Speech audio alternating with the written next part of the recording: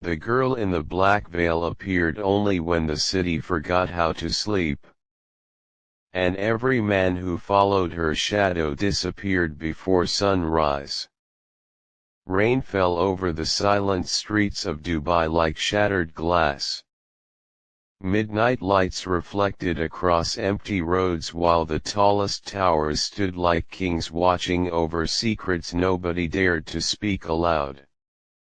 Somewhere between those glowing streets, a question lived longer than fear itself. Who is she? Nobody knew her name. Some called her a ghost. Others called her a curse. But to the people who saw her eyes only once, she became an obsession. Zayn al-Harith was a writer who no longer believed in stories. Once famous for writing emotional novels, he had disappeared from the public after his fiancée died in a mysterious accident 3 years earlier. Since then, silence had become his only companion. Every night, he sat beside the window of his apartment, staring at the distant city lights while unfinished pages covered the floor like broken memories. Until one night changed everything. At exactly 2:17 a.m., Zayn noticed a woman standing across the street beneath a flickering lamp. Black dress. Silver heels. Face hidden beneath a veil. She wasn't moving. Not even breathing. The strange part wasn't her appearance. The strange part was that the rain never touched her. Zayn narrowed his eyes. For a moment, he thought exhaustion was playing games with his mind. But then she slowly lifted her head toward his window. And smiled. The lights inside his apartment suddenly died. Darkness swallowed the room. His heartbeat froze. When electricity returned seconds later, she was gone. But on his table rested a single photograph. A picture of him sleeping. Taken from inside his apartment. The next morning, Zayn searched every corner of the building's security footage. Nothing appeared. No woman. No visitor. No one entering his home. Yet the photograph remained real in his trembling hands. On the back of the picture, someone had written, "You forgot me first." Those 4 words destroyed something inside him. Because he recognized the handwriting. It belonged to Alina. The woman who died 3 years ago. Days passed. Zayn stopped sleeping. Every night, he saw glimpses of the mysterious woman across the city. Sometimes near cafes. Sometimes inside crowded malls. Sometimes reflected in mirrors behind strangers. Always watching. Always disappearing. The more he searched for answers, the stranger things became. Old newspapers started arriving at his apartment door. Every article spoke about missing people who vanished after seeing an unknown woman in black. Then came the horrifying detail. Each victim disappeared exactly 7 days after their first encounter. Zayn checked the calendar. Today was day 6. Fear wrapped around him like chains. He drove through the city at midnight searching for anything connected to Alina's death. His investigation led him toward an abandoned hotel hidden near the desert outskirts, a place closed for over 20 years after a fire killed dozens of guests.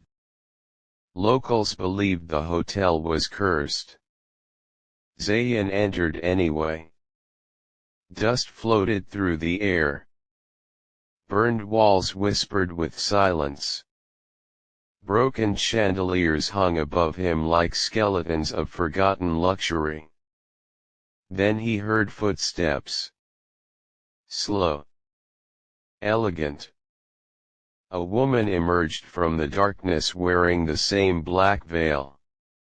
This time she didn't disappear. "You finally came," she whispered. Her voice sounded painfully familiar.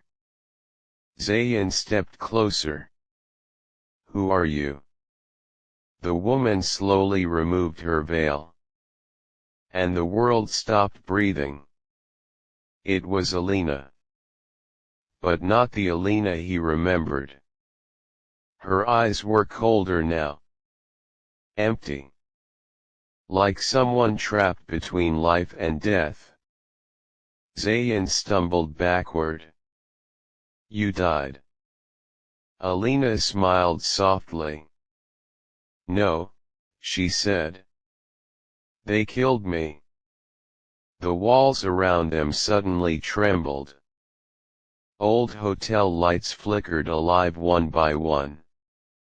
Zayn's chest tightened as memories crashed into him like storms. The accident. The funeral. The closed coffin. The unanswered questions. Everything had been a lie. Alina walked toward him slowly. "There are people in the city who erase truths," she whispered. "I escaped them once, but they never stopped hunting me." Zayn's breathing grew heavier. "Why come back now?"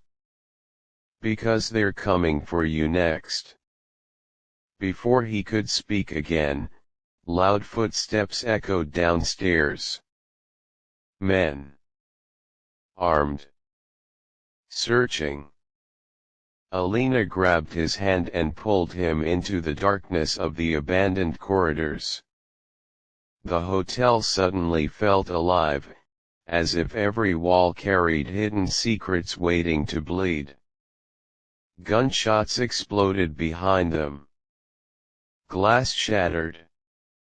Zayn and Alina ran through endless hallways while shadows chased them like nightmares. Finally they reached room 306, the only untouched room inside the ruined hotel. Inside stood dozens of photographs pinned across the walls. Every photo showed Zayn. Watching him sleep. Walking alone. Crying at Alina's grave. He looked horrified. Alina lowered her eyes. "I never stopped protecting you." Tears filled Zayn's eyes for the first time in years. "But why disappear?" Alina's voice broke. "Because loving me was always dangerous."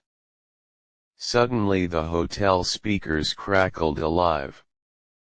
A distorted voice echoed everywhere, "You should have stayed dead, Alina." The lights went out. Then silence. Complete silence. Zayn felt her fingers tighten around his hand in the darkness. But seconds later, her hand vanished. The lights returned. Alina was gone.